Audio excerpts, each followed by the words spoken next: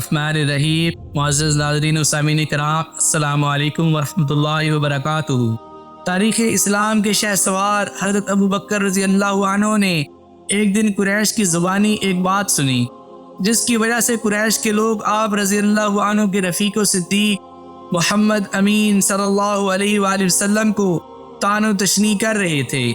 آپ رضی اللہ عنہ فوراً آپ صلی اللہ علیہ وآلہ وسلم کے پاس پہنچے اور دو زانوں ہو کر نرم انداز میں آپ صلی اللہ علیہ وآلہ وسلم سے دریافت کرنے لگے، اے محمد صلی اللہ علیہ وآلہ وسلم، قریش مکہ جو کہہ رہے ہیں کہ آپ صلی اللہ علیہ وآلہ وسلم نے ان کے معبودوں کو چھوڑ دیا ہے اور ان کو بیوقوف قرار دیا ہے، کیا یہ بات حق اور درست ہے؟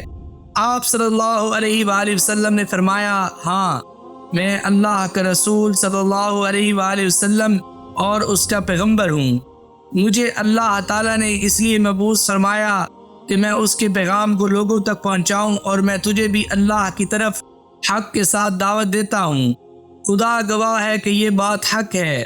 اے ابو بکر رضی اللہ عنہ، میں تجھے اللہ وحدہ لا شریک لہ کی طرف دعوت دیتا ہوں، یہ کہ تم غیر اللہ کی عبادت نہ کرو اور اسی کی اطاعت و فرما برداری اختیار کرو۔ چنانچہ حضرت ابو بکر رضی اللہ عنہ مسلمان ہو گئے۔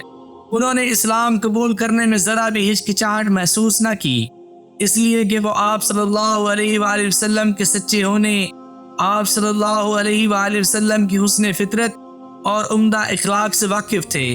جب آپ رضی اللہ عنہ نے لوگوں کی بات کو نہیں جھٹلایا تو بھلا اللہ تعالیٰ کی بات کو کیسے جھٹلاتے؟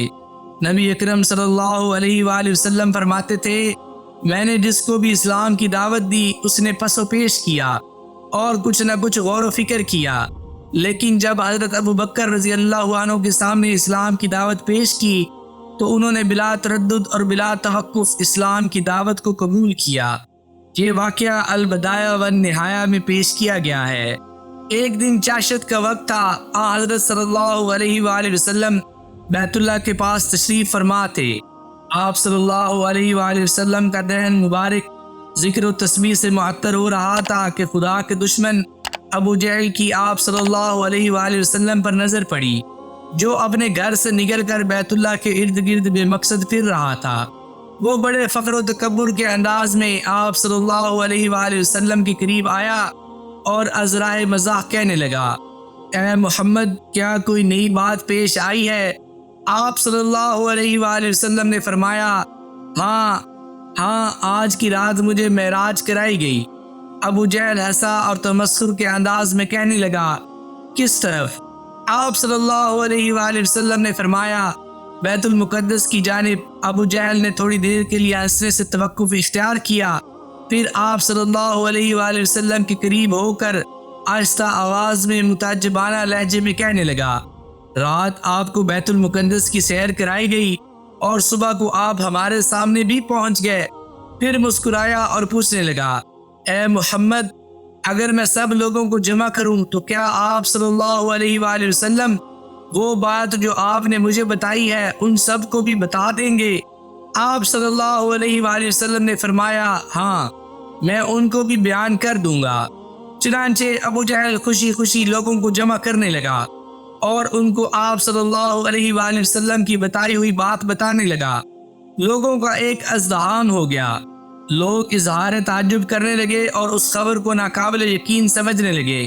اسی دوران چند آدمی حضرت ابو بکر صدیق رضی اللہ عنہ کے پاس پہنچے اور ان کو بھی اس امید پر ان کے رفیق اور دوست کی خبر سنائی کہ ان کے درمیان جدائی اور علیحدگی ہو جائے، کیونکہ وہ سمجھ رہے تھے کہ یہ خبر سنتے ہی حضرت ابو بکر رضی اللہ عنہ آپ صلی اللہ علیہ وآلہ وسلم کی تکذیب کر دیں گے۔ لیکن جب حضرت ابو بکر رضی اللہ عنہ نے یہ بات سنی تو فرمایا، اگر یہ بات حضور صلی اللہ علیہ وآلہ وسلم نے فرمائی ہے تو یقیناً درست فرمائی ہے۔ پھر فرمایا، تمہارا ستیہ ناس ہو، میں تو ان کی اس سے بھی بعید از عقل بات میں تصدیق کروں گا۔ جب میں صبح و شام آپ صلی اللہ علیہ وآلہ وسلم پر آنے والی وحی کی تصدیق کرتا ہوں تو کیا میں آپ صلی اللہ علیہ وآلہ وسلم کی اس بات کی تصدیق و تائید نہیں کروں گا کہ آپ صلی اللہ علیہ وآلہ وسلم کو بیت المقدس کی سیر کرائی گئی؟ پھر حضرت ابو بکر صدیق رضی اللہ عنہ نے ان کو چھوڑا اور جلدی سے اس جگہ پر پہنچے جہاں حضور نبی کریم صلی اللہ علیہ وآلہ وسلم تشریف فرما تھے، اور لوگ آپ صلی اللہ علیہ وآلہ وسلم کے ارد گرد بیٹھے تھے، اور آپ صلی اللہ علیہ وآلہ وسلم ان کو بیت المقدس کا واقعہ بیان کر رہے تھے۔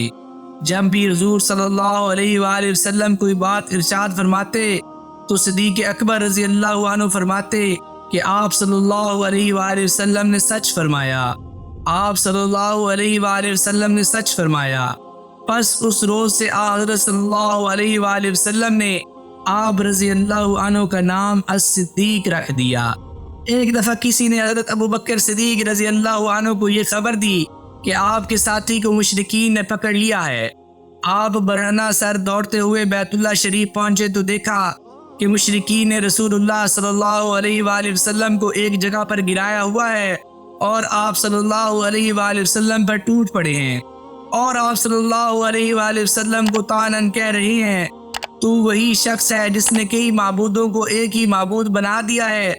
تو حضرت ابو بکر رضی اللہ عنہ نے اپنی جان کی بازی لگائی، کسی کو دھکا دیا اور کسی کو مارا، اور پھر فرمایا تمہارا ستیہ ناس ہو، کیا تم ایک ایسے شخص کو قتل کرنا چاہتے ہو جو کہتا ہے کہ میرا رب اللہ ہے، اور وہ تمہارے پاس تمہارے پروردگار کی طرف سے واضح دلائل بھی لے کر آیا ہے۔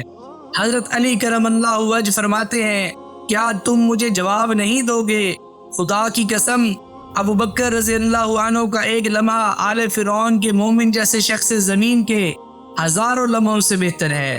اس آدمی نے اپنا ایمان چھپا رکھا تھا، مگر اس شخص نے اپنے ایمان کا اعلان کیا۔ جب حضرت ابو بکر صدیق رضی اللہ عنہ نے نیا دین یعنی دین اسلام قبول کر لیا تو قریش کے چند سردار دار الندوہ میں جمع ہوئے۔ انہوں نے آستینیں چڑھا لی اور حضرت صدیق اکبر رضی اللہ عنہ کے بارے میں باہم مشورہ کرنے لگے۔ انہوں نے کہا کہ ایک آدمی کو مقرر کیا جائے جو ان کو پکڑ کر لائے اور ان کو اپنے معبودوں کی طرف دعوت دے۔ چنانچہ انہوں نے طلحہ بن عبید اللہ کو ان کے پاس بھیجا۔ طلحہ رضی اللہ عنہ حضرت ابو بکر رضی اللہ عنہ کے پاس پہنچے۔ اس وقت صدیق اکبر رضی اللہ عنہ لوگوں میں بیٹھے ہوئے تھے۔ طلحہ نے بلند آواز سے کہا اے ابو بکر رضی اللہ عنہ میرے ساتھ آؤ۔